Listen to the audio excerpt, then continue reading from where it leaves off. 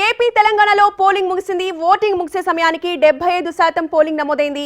సాయంత్రం 6 గంటల లోపు క్యూ లైన్ లో ఉన్న వారికి స్లిప్లు ఇస్తున్నారు. వారికి మాత్రమే ఓటు వేయడానికి అవకాశం కల్పిస్తున్నారు.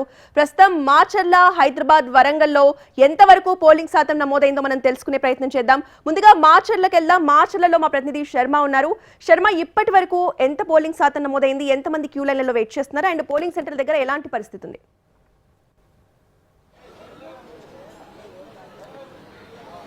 రోజా, ప్రస్తుతం నేను మాచర్లలో ఉన్నాను. మాచర్లలో ఒక పోలింగ్ కేంద్రం దగ్గర ఉన్నాను. చూస్తూ ఉన్నారు మీరు ఎంత క్యూ లైన్ అన్నది కనిపిస్తోందో.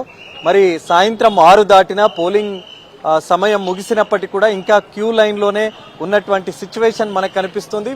వీళ్ళందరికీ 6 గంటల తర్వాత పోలింగ్ సమయం ముగిసినప్పటికీ కొంతమంది ఈ నిలుచున్న వాళ్ళందరికీ కూడా స్లిప్పులు ఇచ్చారు. బయట ఏదైతే గేట్ దాటి బయటికి ఉన్నారో వాళ్ళందరికీ కూడా స్లిప్పులు ఇచ్చారు.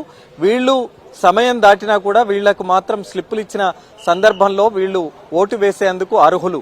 మరి అది ఎంత సమయం అవుతుంది అనేటువంటిది క్యూ లైన్ బట్టి చూస్తే మనకు అర్థమవుతుంది. ఇప్పటికీ ఇదే లైన్ దాదాపు 40 నిమిషాల నుంచి కొనసాగుతుంది. కాబట్టి మరి ఇంకా గంటన్నర సమయం పట్టేటువంటి అవకాశం మనకు కనిపిస్తుంది. మాచర్ల నియోజకవర్గంలో సుమారు 75% శాతానికి పైగా పోలింగ్ నమోదైంది. ఇంకా 5-6% వరకు పోలింగ్ జరిగేటువంటి అవకాశం మనకు కనిపిస్తుంది. ఇలాంటి సిచ్యువేషన్ చాలా పోలింగ్ సెంటర్లలో మనకు కనిపిస్తోంది.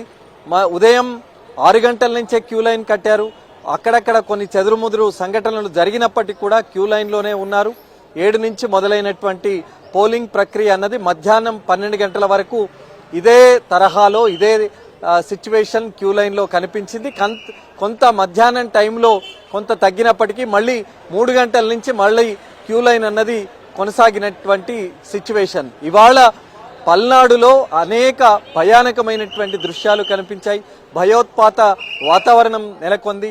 ఎక్కడ ఏం జరుగుతుందో తెలియనటువంటి సిచ్యువేషన్ పల్నాడులో ముఖ్యంగా మాచర్ల నియోజకవర్గంలో కనిపించింది. మాచర్లలో 4-5 ప్రధానమైనటువంటి సంఘటనలు జరిగాయి. అటు వైసీపీ ఇటు టీడీపీకి సంబంధించినటువంటి నాయకులు, కార్యకర్తలు తీవ్ర వాగ్వివాదాలకు చెలరేగిన సందర్భంలో 4-5 తీవ్రంగా గాయపడ్డటువంటి సందర్భం.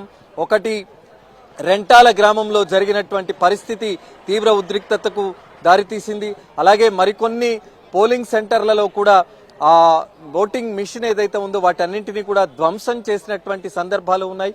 అలాగే వేరే ప్రాంతాల్లో కూడా దాచేపల్లి, గురజాల ప్రాంతంలో ఉన్నటువంటి దాచేపల్లిలో కొద్దిసేపటి క్రితం బాంబులు, పెట్రోల్ బాంబులు విసురుకొని ఉద్రిక్తతను చోటు చేసుకున్నటువంటి సందర్భం.